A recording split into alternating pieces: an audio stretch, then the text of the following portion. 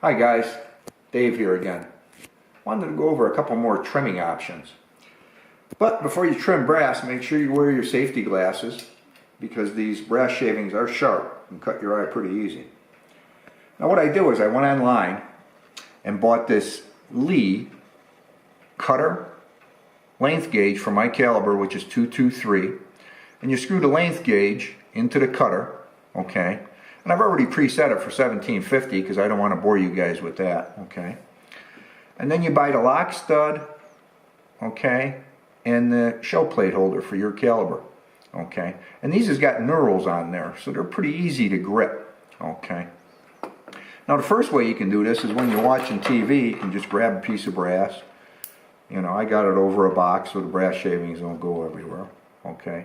You take the length gauge, you stick it in the brass, you cut it. As you can see, at first it's a little difficult, but then all of a sudden it's kind of free flowing, you know what I mean? That means you're pretty well through the brass. You cut it, take it out, take this. Another way you can use this thing is with a drill. This has a 1/4 inch shank on there. You can use it with a battery operated screwdriver, a battery operated drill, just about anything. I got a corded drill that's real old, weighs about 45 pounds. You guys probably don't want to use something like this. You got to tighten the thing. Okay, take a chuck key. This one's got a chuck key. That's how old it is. Okay, put the chuck key in there. And then once you got that in there, you can take the piece of brass. You stick it in there. You tighten it. You make sure the brass is towards the back. Okay, tightens pretty easy, like I say, because it's got the knurls on there. You take the length gauge, stick it in the brass. Spin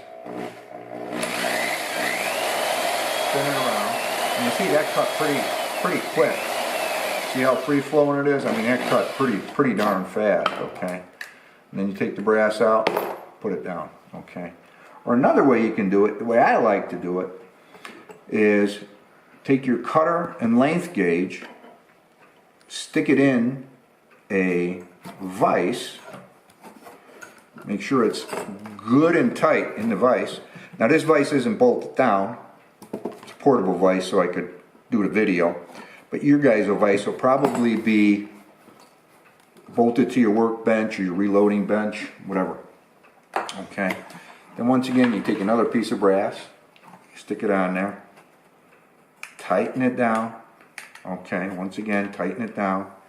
Now I have to hold the vise. Normally you'll have yours bolted, but you stick it over, okay, turn the drill on, okay, you can see the brass shavings flew, but then all of a sudden, boom, boom, boom, that cut pretty quick. Take it off of there, throw it down, and that's how easy it is. Now let's see how well it did. Get my handy dandy micrometer here, take a look-see. Ooh, 1750 on the dot. 1749, 1750 on the dot. Man, it doesn't get too much better than that. Very cheap, very easy. You could get one in each caliber that you have, and it'd still be cheaper than getting a good quality lathe. Okay, hey, thanks for watching. Appreciate it. Bye-bye.